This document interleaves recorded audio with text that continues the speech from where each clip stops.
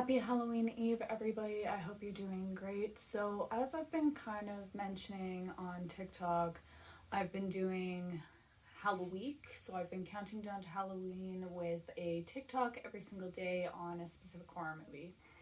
I had some success with it last year, and so I figured on the eve of Halloween, I'd do a video on last year, so Halloween 2021, and that Halloween, and that was 7 movies to get me in the spooky spirit every year. The one trend I definitely noticed is I really like revenge movies.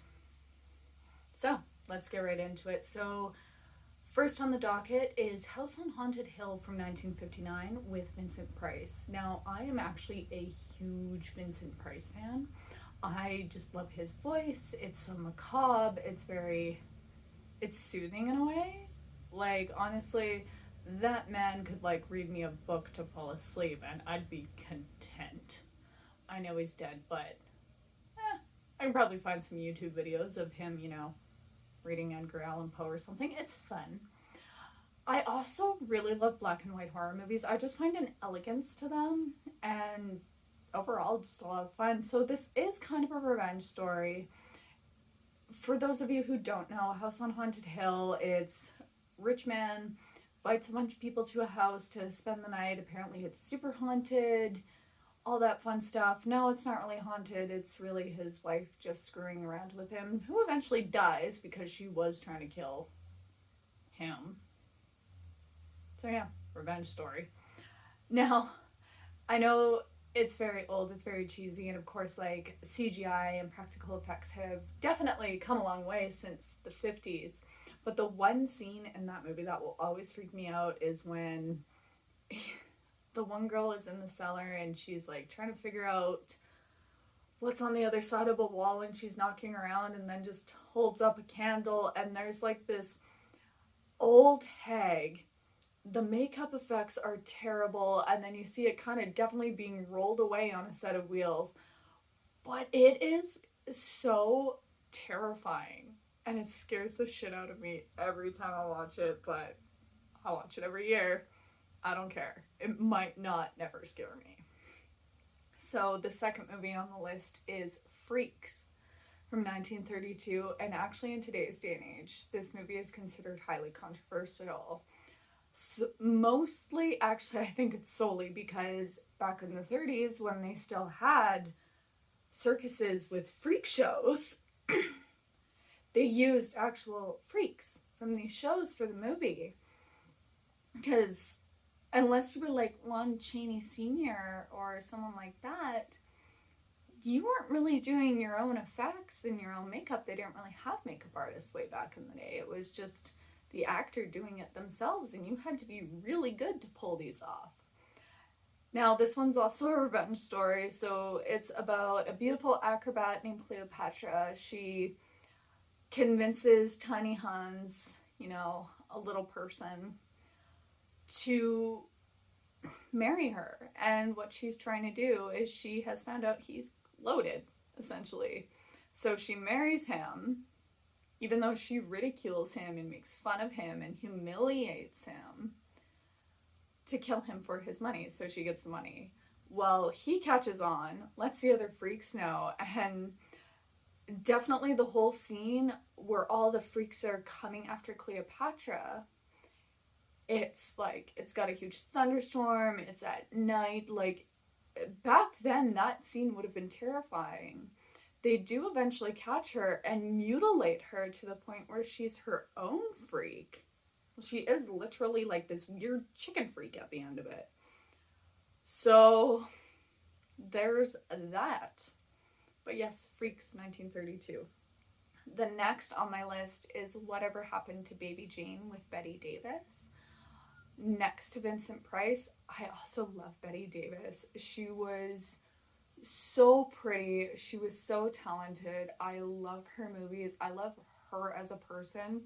And just kind of learning just some fun facts with Whatever Happened to Baby Jane. So it also stars Joan Crawford.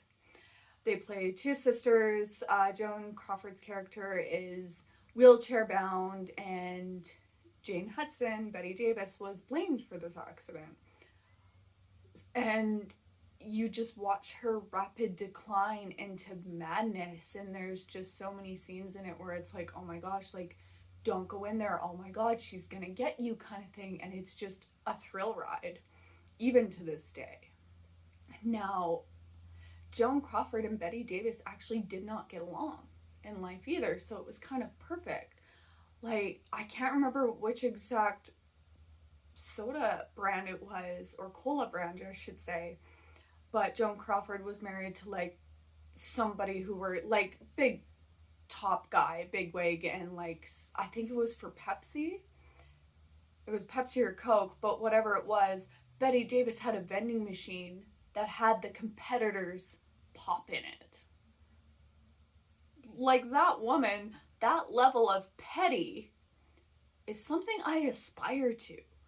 She is an inspiration to just be petty. That's probably not a good thing, but I'm running with it. Alright, so next on the list is another Vincent Price movie, Theater of Blood. Another revenge story. So it's about kind of a has-been actor. He was very well known for his Shakespeare plays, and that's Vincent Price's character. And it gets to the point where he's just betrayed by, like, a bunch of people within the theater community that they think he died. Well, he actually faked his own death. And, well, kind of, like, he jumped off of a building. So people actually thought he died, but he didn't. A bunch of, like, homeless people and squatters saved him, and he just sat there for years and exacted his revenge, and he started getting revenge on these people and ruining their lives or killing them after Shakespeare plays. And I also really like Shakespeare as well, so it's kind of just like a whole mix of things that I like in one movie, and it's a lot of fun. Of course, he gets caught at the end, but he even gets, like, his daughter in on the revenge. And then him and his daughter sadly perish in a fire at the end. But still, overall, really good revenge story, really good movie. Now, the next one is Fright Night. So, I love vampire movies. I don't know if you could tell from the Lost Boys poster always behind me in these videos. But Fright Night is definitely up there in my favorite vampire movies. So, most people know the story. Next door neighbor screams that his new neighbor is a vampire, but he's charming and gets away with it, and it's just like a whole thrill ride of him trying to out this guy as a vampire, and then this vampire just screwing with him, and then, like, tries to steal his girlfriend. Well, he kind of succeeds and does turn her into a vampire, as we see. But I love the effects on the vampire makeup in this movie. Like, it is just so freaky and terrifying, and I watched it in my teens, but it freaked me out for sure. It's not like, you know, all the pretty vampires that you see. It was terrifying and kind of grotesque. But you kind of do see the pretty side because, you know, like, he's seducing this girl. He's trying to convince her to fall in love with him and to be with him. Not really a revenge story, so maybe we're straying away from that or not. At number 6, I have Black Sabbath. Black Sabbath is actually an anthology movie, which I also love anthologies. I love a lot of things when it comes to horror. I am just realizing this now. So yes, anthology movie, it's 3 stories. It has Boris Karloff, and just some of these stories are, like, kind of freaky as it is, but they're a lot of fun, and it just really gets me in the Halloween spirit every year. And yes, if you're asking, all these movies I've listed so far, I have watched every single one already. Now, coming in at number 7 is Pumpkinhead. Another revenge story. So, Pumpkinhead features Lance Henriksen. I really hope I said his last name right. No, I'm gonna roll with it. And thanks to a bunch of irresponsible teenage hooligans, his son dies. And he's so distraught and so grief-stricken that he goes and seeks out a witch and pays her to take revenge on these teenagers, and he unleashes this demon to go and kill all of these kids. To which he almost succeeds, but then, well, it doesn't really work out for him very well in the end either.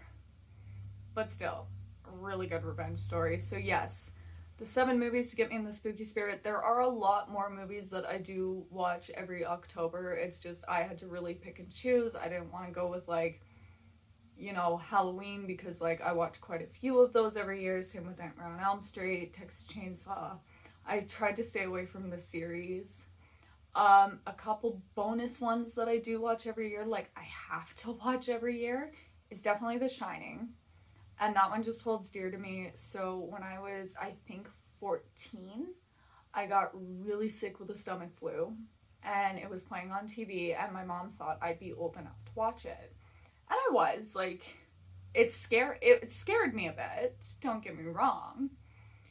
But that movie just, I really like it. It's very well done. I love that Stephen King really has some animosity towards it. But it's just one of those memories that actually holds really dear for me. To me. You know what I mean. Another movie is Stay Alive, and that was actually one of the first movies to get me into horror. It's about a video game where if you die in the game, you die for life, and it's all centered around Elizabeth Bathory.